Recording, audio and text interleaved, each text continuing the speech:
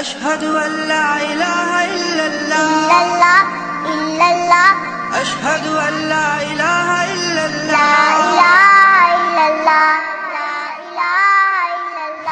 الحمد لله نحمده ونستعينه ونستغفره ونؤمن به ونتوكل عليه ونعوذ بالله من شرور أنفسنا ومن سيئات أعمالنا ونعوذ بالله من شرور أنفسنا ومن سيئات أعمالنا من يهد الله فلا مضل له ومن يضلله فلا هادي له ونشهد أن لا إله إلا الله وحده لا شريك له ولا نذير له ولا وزير له ونشهد أن سيدنا ومولانا محمدا عبده ورسوله أما بعد فأعوذ بالله من الشيطان الرجيم بسم الله الرحمن الرحيم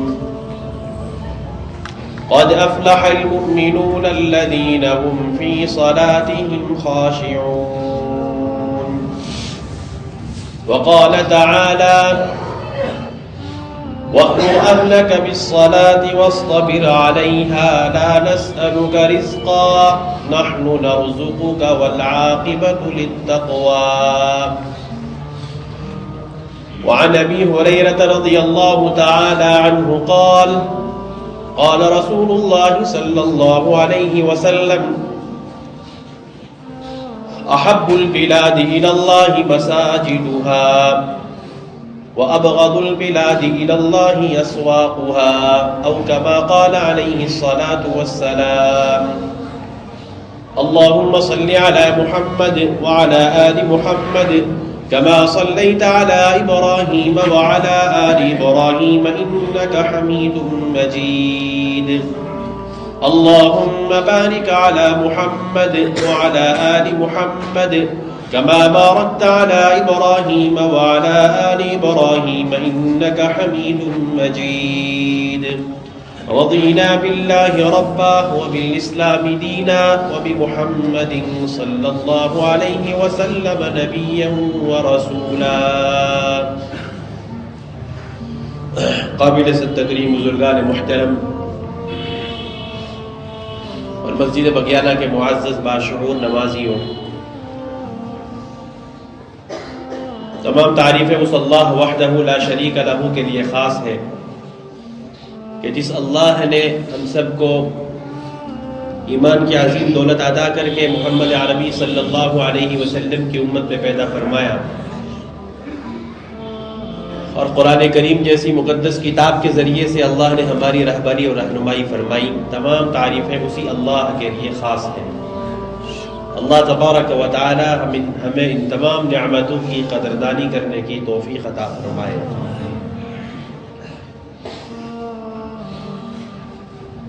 اللہ کا شکر ہے کہ ہم ایمان والے ہیں، اللہ کا شکر ہے کہ ہم نبی کریم صلی اللہ علیہ وسلم کی امت میں ہیں۔ ایک ایمان والا ہونے کے ناطے، نبی کریم صلی اللہ علیہ وسلم کے امتی ہونے کے ناطے، ایک ایمان والی کی زندگی میں جن کاموں کے کرنے کا اللہ نے حکم دیا، آقا صلی اللہ علیہ وسلم نے حکم دیا، ان کو کرنے والا حقیقی معنوں میں ایمان والا ہے، ان کو کرنے والا حقیقی معنوں میں نبی کریم صلی اللہ علیہ وسلم کا امتی ہے۔ اور جن کاموں کے کرنے کا اللہ نے اور اللہ کے نبی نے حکم دیا، اب ان کو نہ کر کے اپنے آپ کو ایمان والا سمجھنے والا میرے اور آپ کے حساب سے، ہماری سوچ کے حساب سے، ایمان والوں کی فہرست کے حساب سے وہ ایمان والا سمجھا جائے گا۔ بہت ممکن ہے کہ ان سب کاموں کو نہ کر کے وہ ہو سکتا ہے کہ اللہ کی فہرست میں وہ ایمان والا نہ ہو۔ اس لیے کہ ایمان والا ہونا یہ اللہ کی طرف سے ایک بہت بڑا انعام ہے، لیکن حقیقت میں اور حقیقی معنوں میں ایمان والا تصور اسی وقت کیا جائے گا جب ایمان والا ان سارے تقاضوں پر عمل کرے ان سارے احکامات پر عمل کریں جن کے کرنے کا اللہ نے اس کے نبی نے حکم دیا ہے۔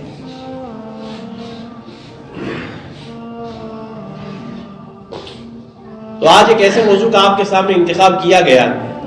کہ اللہ نے ہمیں جو یہ مساجد دی ہیں، تقریباً ہر جگہ اللہ کے کرم سے، اللہ کے فضل سے مساجد ہوتی ہی ہیں، کم و بیش جگہوں کے فاصلے کے حساب سے کسی جگہ بہت زیادہ مساجد ہوتی ہیں، کسی جگہ کم ہوتی ہیں، کسی جگہ چھوٹی مسجد ہے، کسی جگہ بڑی مسجد ہے، لیکن مساجد تقریباً علاقائی اعتبار سے دیکھا جائے تو شاید کوئی علاقہ ایسا ہو جہاں مسجد نہ ہو سکتے ایسے علاقے ہوں جہاں نہ ہو، لیکن بہت کم ایسی جگہ ہیں کہ جہاں مساجد نہ ہو۔ تو اللہ کی یہ گھر ہے۔ اپنے موضوع کی طرف آنے سے پہلے جو میں نے خطبے میں حدیث آپ کے سامنے پڑھی، ان مساجد کا اللہ کے نزدیک کیا مقام ہے، حضرت ابو ہریرہ رضی اللہ تعالیٰ عنہ سے روایت ہے۔ حضرت ابو ہریرہ وہ صحابی ہے رضی اللہ عنہ، حدیث کے ذخیرے میں آپ دیکھیں گے سب سے زیادہ جن صحابی کی روایت ہے، نبی کریم صلی اللہ علیہ وسلم سے سب سے زیادہ جس صحابی نے روایات کو نقل کیا ہے، ان میں سب سر فہرست ابو ہریرہ ہے رضی اللہ عنہ۔ نبی کریم صلی اللہ علیہ وسلم نے فرمایا احب البلاد الی اللہ مساجدها، کہ اللہ کے نزدیک جگہوں میں سب سے زیادہ پسندیدہ جگہ وہ اللہ کے نزدیک اس کی مساجد ہے، اس کے گھر ہے۔ اور فرمایا وَأَبْغَضُ الْبِلَادِ إِلَى اللَّهِ أَسْوَاقُهَا، یہ آقا کا فرمان ہے صلی اللہ علیہ وسلم، أَبْغَضُ الْبِلَادِ إِلَى اللَّهِ، اللہ کے نزدیک جگہوں میں سب سے ناپسندیدہ اگر کوئی جگہ اللہ کے نزدیک ہے تو وہ بازار ہے۔ مساجد کو جگہوں میں سب سے اچھی جگہ کہا گیا، بازار کو سب سے بدترین جگہ کہا گیا۔ اب ان دونوں چیزوں کو ذہن میں رکھتے ہوئے میں اور اپنا محاسبہ کریں، ہماری مسجدوں کا کیا حال ہے اور ہمارے بازاروں کا کیا حال ہے۔ آقا صلی اللہ علیہ وسلم کا جو فرمان ہے، میرا اور آپ کا ایمان ہے، بلکہ ساری امت کا ایمان یقین ہے کہ آقا نے جو فرمایا اس کے خلاف ہو سکتا ہے؟ بتائیے، آقا کے فرمان کے خلاف یا کہیں نعوذ باللہ اللہ نہ کرے گا میرے اور آپ کے ذہن میں کہیں یہ بات ہے کہ یہ آقا کا فرمان ایسے ہی ہے، کہیں ایسا ہو سکتا ہے؟ اگر میرا آپ کا کہیں ایسا گمان بھی گیا ہے تو ایمان کا خطرہ ہے۔ تو آقا کیا فرما رہے ہیں صلی اللہ علیہ وسلم کہ اللہ کے نزدیک جگہوں میں سب سے پسندیدہ ترین جگہ وہ مساجد ہے۔ تو جو اللہ کو سب سے پسندیدہ جگہ جو ہے وہ مسجد ہے، تو مسجدوں کے ساتھ میرا اور آپ کا کیا حال ہے؟ میرا اور آپ کا بلکہ پوری امت مسلمہ کا، پورے مسلم معاشرے کا مساجد کے ساتھ کیا حال ہے؟ یہ بہت بہت واضح ہے، اظہر من الشمس ہے، سورج کی روشنی سے بھی زیادہ ہے، واضح ہے یہ منظر کہ ہمارا اور آپ کا تعلق اللہ کی مساجد اور اللہ کے گھر کے ساتھ کیسا ہے۔ یہ تو جمعہ کا وقت ہے، اللہ تعالیٰ اور ترقیات سے نوازے۔ یہ جو جمعہ کا وقت ہے، جمعہ کی نماز کے لیے جمع ہوئے اس لیے ماشاءاللہ ابھی تقریباً 25 منٹ نماز میں ہے اور اتنے سارے لوگ جمع ہو چکے ہیں، لیکن خالص جمعہ کی نماز یہ فرض نہیں ہے۔ ایک ایمان والا ہونے کی حیثیت سے اس ایمان والے بالغ مرد اور عورت پر دن رات میں 5 نمازیں فرض ہیں، اور یہ اللہ کی طرف سے فرض ہے، کسی کی طرف سے فرض نہیں ہے۔ اور دوسری طرف بازاروں کے لے لیجئے کہ وہ لوگ بیچارے جو کبھی ضرورتوں کے لیے بازاروں میں جاتے ہیں، اس لیے کہ وہ ضرورت کے لیے تو جانا پڑ سکتا ہے اور جانا بھی چاہیے ضرورتوں کے لیے، تو ضرورت کے لیے بازار میں چلنے والا یا نہ جانے والا بازار میں کبھی چلا جائے تو اس کے لیے چلنا دشوار ہو جاتا ہے۔ اتنی بھیڑ باڑ بازاروں کے اندر، جن جگہوں کو اللہ کے نبی علیہ الصلوۃ والسلام نے فرمایا کہ وہ اللہ کے نزدیک سب سے ناپسندیدہ جگہ ہے، اللہ کے نزدیک وہ بازار ہے۔ وہ ہمارے 24 گھنٹے نہ صحیح، بڑے شہروں میں تو 24 گھنٹے مان لیجئے، ورنہ ہر جگہ پر دن میں تو کم سے کم ہر جگہ ہمارے بازار ہماری آمد و رفت سے بھرے پڑے رہتے ہیں، اور اللہ کی مسجدیں ہمیں پکارتی رہتی ہیں۔ اللہ کا منادی حی علی الصلاۃ اور حی علی الفلاح کہہ کر کے، اللہ اکبر کہہ کے اللہ کی بڑائی کو بیان کرتے ہوئے، اللہ کی کبریائی کو ہمارے کانوں میں کھولتے ہوئے کہتا ہے کہ آؤ ذرا اللہ کے سامنے جھک لو، لیکن ہمارے کانوں پہ جو تک نہیں رینگتی، اور ٹھپا لگا کے رکھتا ہے کہ ہم تو سچے پکے مسلمان ہیں، نبی کے امتی ہیں، نبی کے عاشق ہیں، بس بات ختم۔ ذرا اندازہ لگائیے، یہ نماز والا وہ مقدس عمل ہے، نماز ایک ایسا مقدس عمل ہے۔ قرآن کریم میں صراحتاً 109 مقامات پر اللہ نے نماز کا حکم دیا ہے، بات سمجھ میں آ رہی ہے؟ قرآن کریم میں جو میرے لیے اور آپ کے لیے رہتی دنیا تک کے لیے کہ کسی کے لیے اگر ہدایت حاصل کرنے کے لیے وہ سب سے عظیم ترین کوئی کتاب ہے تو وہ اللہ کا قرآن ہے. تو اللہ نے اپنے قرآن میں صراحتاً 109 مرتبہ نماز کا حکم دیا. وہ اللہ ہے، احکم الحاکمین ہے، مالک الملک ہے، القدوس ہے، السلام ہے، المؤمن ہے، المہیمن ہے. وہ جو چاہے جب چاہے جیسا چاہے کر سکتا ہے. اگر وہ ایک ہی مرتبہ یہ حکم دے کہ ایمان والو تمہارے اوپر نماز فرض ہے، اس کا حکم ہے، اس لیے کہ وہ اللہ ہے، اس کا حکم ایک ہی مرتبہ میں کافی ہے. لیکن یہ جائے کہ ایک مرتبہ میں جس کا حکم کافی ہو وہی اللہ مجھے اور آپ کو قرآن کریم میں صراحتاً 109 مرتبہ نماز کا حکم دے رہا ہے. اور اشارتاً کنایتاً کسی دوسرے حکم کے ضمن میں تقریباً 700 مرتبہ قرآن کریم میں نماز کا حکم موجود ہے. اب ذرا اندازہ لگائیے 109 مرتبہ صراحت کے ساتھ 700 کے قریب مرتبہ اشارتاً کنایتاً کسی دوسرے حکم کے ضمن میں نماز کا حکم ہے. اور پھر اس کے اوپر آقا صلی اللہ علیہ وسلم نے نماز کے پڑھنے کے اوپر جو فضیلت ہے اور ترک نماز پر نماز کے چھوڑنے پر جو وعیدات ارشاد فرمائی ہیں. اگر ہمارے سینوں میں دل ہے اور ہمارے ضمیر زندہ ہے، آقا سے محبت کا ہم دم بھرتے ہیں، آقا کے امت میں ہونے کے ہم جہاں رشک کرتے ہیں، ایک لمحے کے لیے اس پر بھی غور کر لیا کیجئے. کہیں ایسا نہ ہو کل قیامت میں جب رب کریم کے حضور کھڑے ہوں اور یہ دعوے سارے کے دعوے دھرے کے دھرے رہ جائیں اور اللہ کے سامنے خالی ہاتھ اور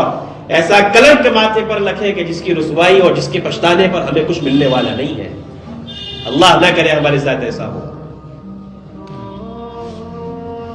قرآن کریم میں اس کے علاوہ اگر آپ مطالعہ کریں، قرآن کریم پہ نظر دوڑائیں، اللہ تبارک و تعالی نے بہت سے مرتبہ قرآن کریم میں انبیاء کا تذکرہ کرتے ہوئے ان کی خاص کیفیات کو بیان فرمایا. قرآن کریم میں اللہ تبارک و تعالی نے جتنے انبیاء گزرے ان میں سے کچھ انبیاء کا تذکرہ جب قرآن نے کیا میرے اور آپ کے سامنے، اس امت کے سامنے، جب قرآن میں انبیاء کا تذکرہ ہوتا ہے تو ان کی کس کیفیت کو قرآن نے بیان کیا. میں آپ کے سامنے ذرا وہ آیتیں پڑھ کے سناتا ہوں کہ اللہ کو یہ نماز والا عمل کتنا پسندیدہ ہے کہ جب انبیاء کی ان کیفیات کو قرآن نے ذکر کیا تو ان کی نماز والی کیفیت کو اور نماز کے حکم کو ان کے ساتھ لگا کر بھی اس امت کے سامنے رکھا کہ نماز ایک ایسا عمل ہے. تیسرے پارے کے اندر اللہ تبارک و تعالی نے حضرت زکریا علیہ السلام کا واقعہ بیان کرتے ہوئے قرآن نے کہا فنادته الملائکۃ وهو قائم یصلی فی المحراب کہ زکریا علیہ السلام کو فرشتوں نے اللہ کے حکم سے پکارا وَهُوَ يُصَلِّي فِي الْمِحْرَابِ، اس حال میں کہ حضرت زکریا علیہ السلام نماز پڑھ رہے تھے.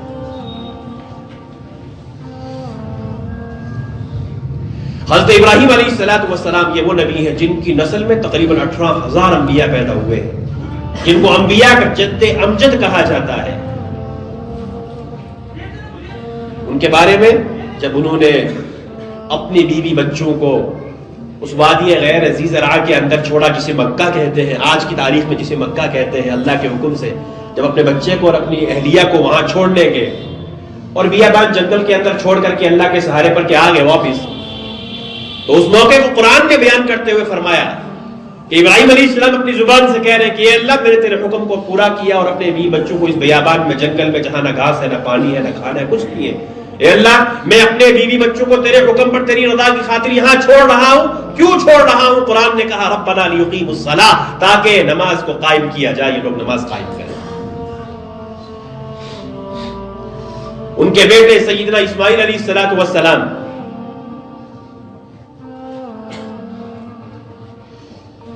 کہ جن کی نسل سے میرے اور آپ کے آقا محمد عربی صلی اللہ علیہ وسلم ہے، جو ذبیح اللہ بھی ہیں، جن کے لیے جن کو قربانی کی خاطر پیش کیا گیا تھا، ان کا ذکر کرتے ہوئے قرآن نے کہا 16ویں پارے کے اندر وَكَانَ يَأْمُرُ أَهْلَهُ بِالصَّلَاةِ وَالزَّكَاةِ کہ وہ اپنے گھر والوں کو نماز کا بھی حکم دیا کرتے تھے اور زکوٰۃ کا بھی حکم دیتے تھے. حضرت عیسیٰ علیہ السلام کا ذکر کرتے ہوئے قرآن نے کہا، کیونکہ عیسیٰ علیہ السلام کی جو والدہ تھی ان کا نام مریم تھا اور ان کے والد کا نام عمران تھا. حضرت عیسیٰ علیہ السلام کو جو اللہ تبارک و تعالی نے پیدا کیا وہ اللہ کے حکم سے پیدا ہوئے، ان کے والد نہیں تھے. قرآن نے کہا فَنَفَخْنَا فِيهِ مِن رُوحِنَا، کہ ہم نے اپنی روح ان کے گریبان کے اندر، حضرت مریم کے گریبان کے اندر پھونکی. اللہ کا نظام ہے، وہ جو چاہے جیسے چاہے کر سکتا ہے. اللہ نے بغیر باپ کے عیسیٰ کو پیدا کیا علیہ الصلوۃ والسلام. لوگوں نے اشکال کر دیا کہ یہ کیسے ہو گیا، بغیر باپ کے کیسے پیدا ہو گیا. تو قرآن نے اس کو بھی ہمارے سامنے بیان کیا کہ ماں کی گود میں ہے عیسیٰ علیہ الصلوۃ والسلام، گود میں اور گہوارے میں ہے. جب لوگ اشکال کرنے لگے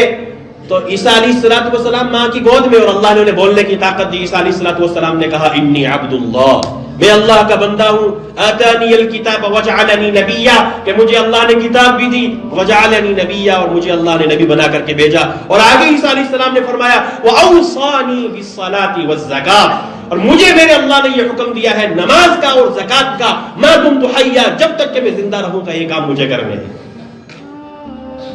سمجھ میں آ رہی نا بات؟ یہ انبیاء کے کچھ واقعات ان کی آیتوں کے ذریعے سے میں بتلا رہا ہوں نماز کی اہمیت. اور پھر لقمان حکیم، بعض لوگ کہتے ہیں کہ وہ نبی تھے، اگر نبی نہیں تھے حکیم تو تھے ہی. اور کتنے بڑے اللہ کے ولی ہوں گے، اگر انبیاء میں سے نہیں تھے تو کتنے بڑے اولو العزم ولی گزرے ہوں گے، اگر ولی ہی مان لیا جائے کہ جن کا تذکرہ اللہ نے قرآن میں کیا.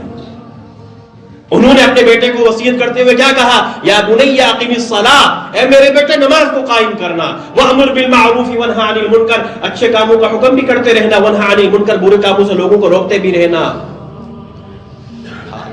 اور اس سے پہلے یہ حکم بھی تھا لا تشرک باللہ، میرے بیٹے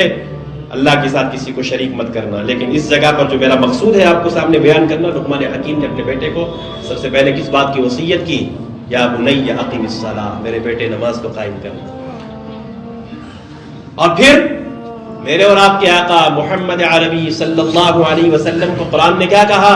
وَأْمُرْ أَهْلَكَ بِالصَّلَاةِ وَاصْطَبِرْ عَلَيْهَا. اے آقا مدنی، اے میرے آقا صلی اللہ علیہ وسلم، وَأْمُرْ أَهْلَكَ بِالصَّلَاةِ، اپنے گھر والوں کو نماز کا حکم کیجئے. وَاصْطَبِرْ عَلَيْهَا، اور خود بھی اس کے اوپر استقامت اختیار کیجئے. نماز خود بھی پڑھیے، اپنے گھر والوں کو نماز کا حکم دیجئے. لا نسألک رزقا، ہم تم سے رزق نہیں چاہتے ہیں. نحن نرزقک، رزق تو ہم آپ کو دیں گے. قرآن نے کہا نحن لا نسألک رزقا، ہم آپ سے رزق نہیں چاہتے. نحن نرزقک، رزق تو ہم آپ کو دیں گے. اور ہماری نمازیں جن وجوہات سے رہتی ہیں یا جن آزار کی بنا پہ ہم نمازیں نہیں پڑھتے، اس میں ایک بہت بڑی وجہ یہ بھی ہے، لوگ یوں کہتے ہیں کہ میری دکان کا حرج ہے.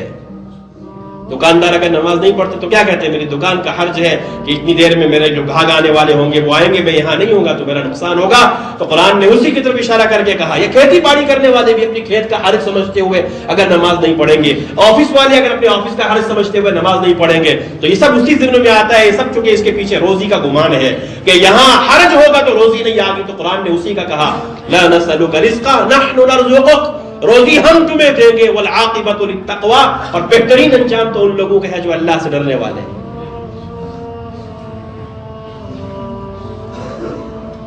تو اتنی ساری آیتوں سے مجھے امید ہے کہ آپ کو سمجھ آیا ہوگا کہ اللہ کے نزدیک قرآن کریم کی ان آیتوں کے ذریعے سے سمجھ میں آیا ہوگا کتنی اہمیت ہے نماز کی، جو میرے اور آپ کے اندر، مسلم معاشرے کے اندر، امت کے اندر ہماری مساجد روتی رہتی ہیں، ہماری مساجد ویران پڑی رہتی ہیں، اور ہم مسجدوں کے سامنے گزرتے رہتے ہیں، مسجدوں کے سامنے سے آنا جانا لگا رہتا ہے، اذان پڑتی رہتی ہے کانوں میں، لیکن اللہ کے گھر میں نہیں آتے اور آ کر کے اللہ کے سامنے نہیں جھکتے. اس میں ہم اللہ کا کچھ نقصان نہیں کر رہے، نقصان میرا اور آپ کا اپنا ہو رہا ہے. جن لوگوں کے ہم پیروکار ہیں، جن لوگوں کے ہم نقش قدم پہ چل رہے ہیں، مختصر سا وقت ہے، توجہ رکھیے گا. ہو سکتا ہے اللہ پاک کچھ ایسی بات کہلوا دے جو میرے لیے بھی نافع اور آپ کے لیے بھی. اس لیے کہ کہنا اور سننا جب محتاج بن کر کے ہو نا تو اللہ پاک ضرور اس پہ عمل کی توفیق دیتے ہیں. یہ چیزیں جو باتیں میں آپ کے سامنے کہہ رہا ہوں، ان باتوں کا میں آپ سے زیادہ محتاج ہوں،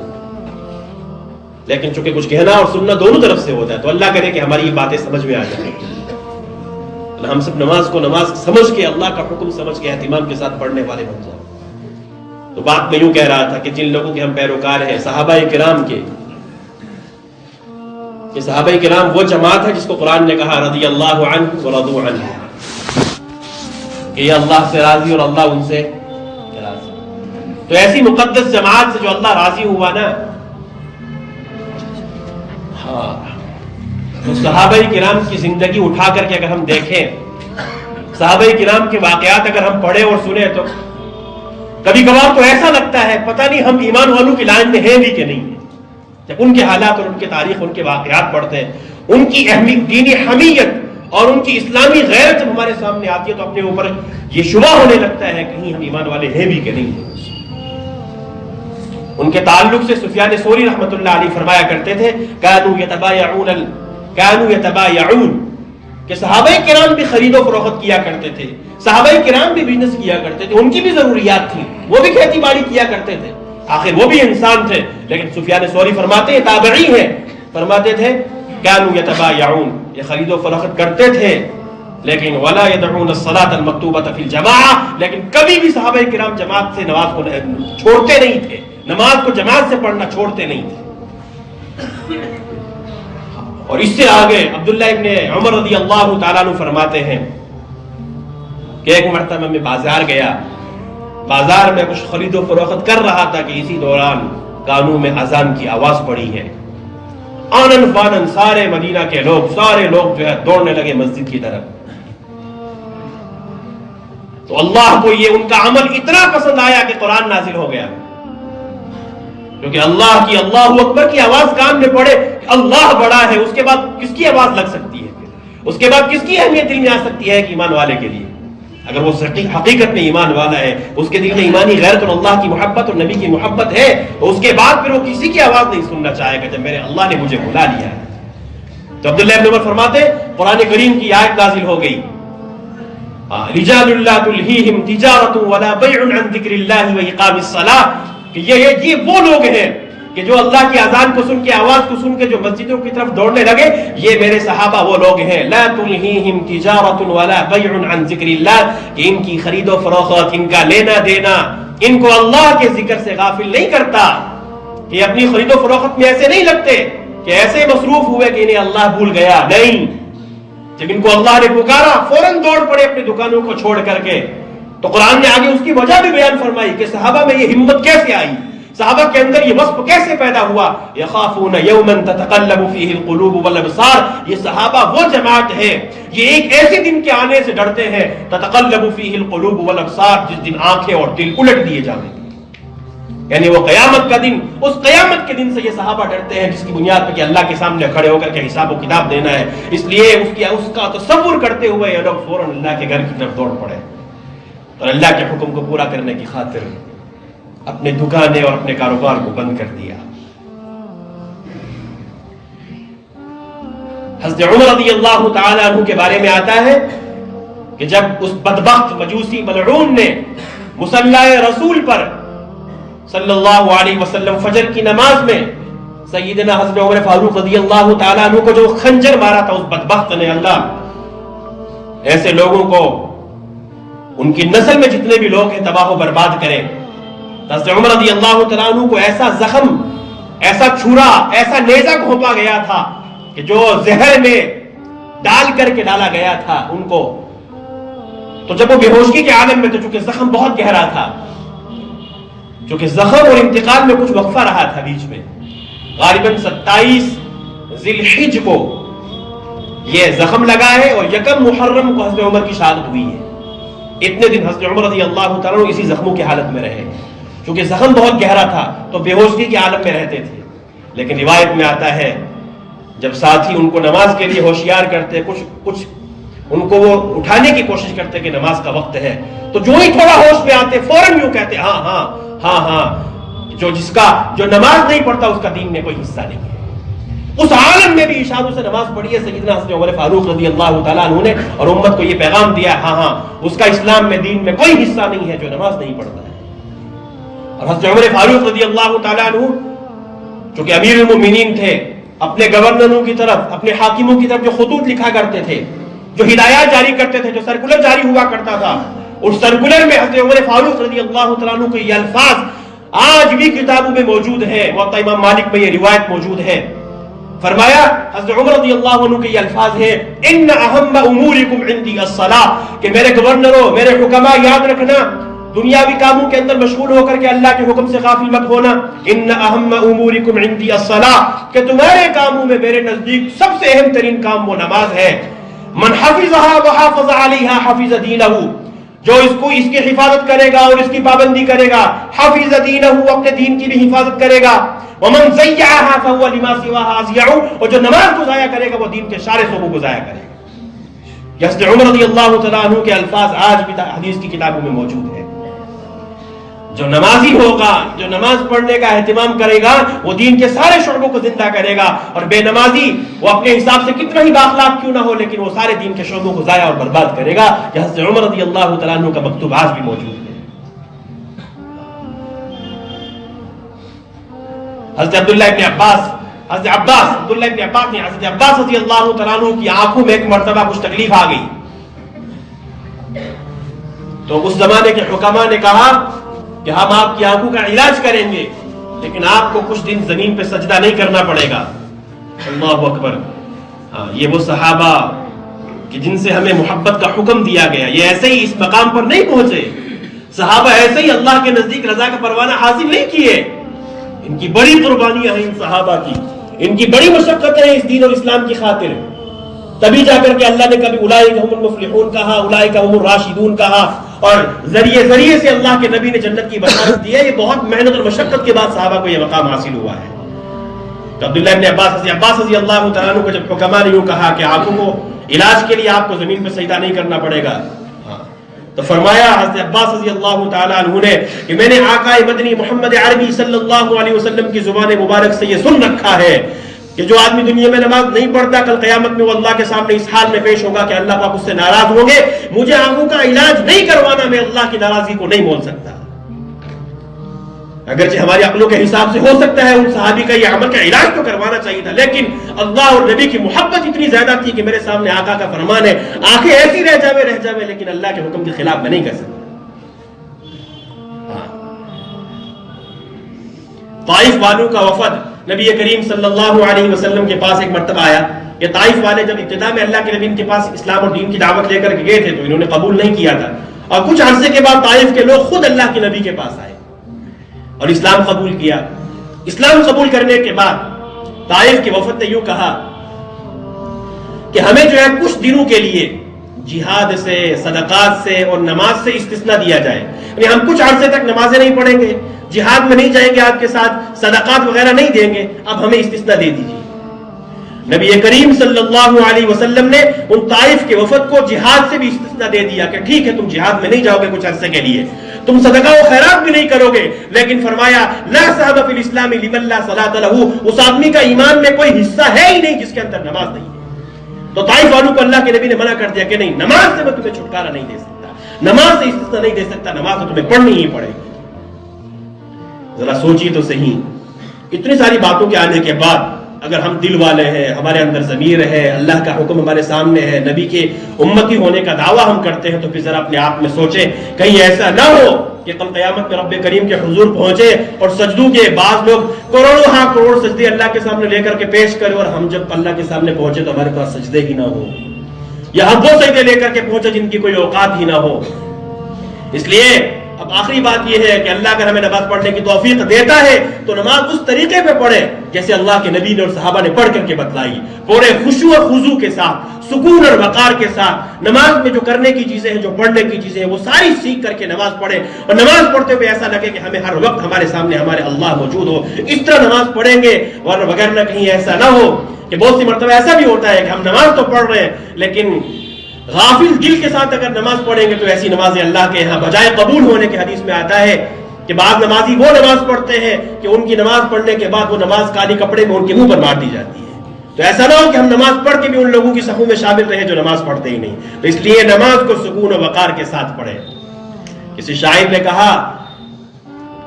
تیرے سجدے کہیں تجھے کافر نہ کر دے اے قبال، کہ تو جھکتا کہیں اور ہے اور سوچتا کہیں اور ہے۔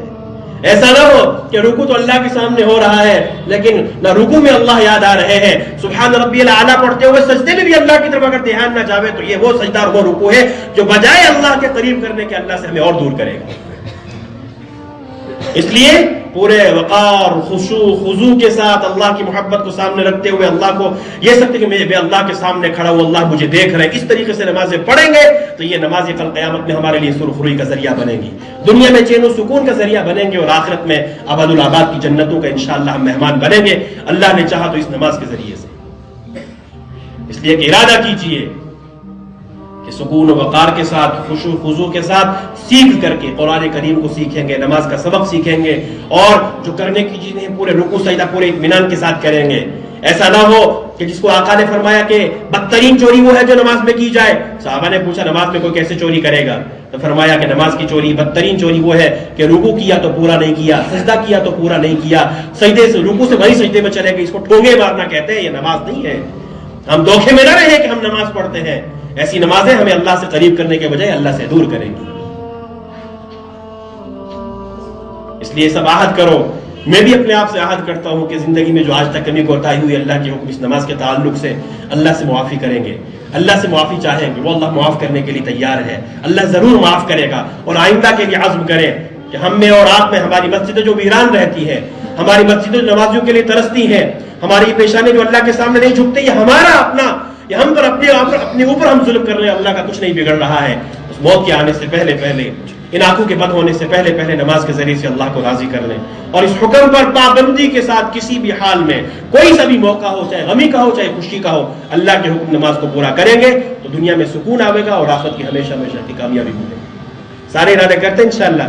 اللہ کرے کہ جو کچھ کہا گیا، جو کچھ سنا گیا، کہنے سننے میں جو کمی کوتاہی ہوئی، اللہ اسے معاف فرمائے، اور اگر کوئی نفع والی بات اللہ نے اپنے کرم سے کہلوائی تو اللہ پاک ہم سب کو اس پر عمل پیرا ہونے کی توفیق عطا فرمائے۔ وآخر دعوانا ان الحمد للہ رب العالمین۔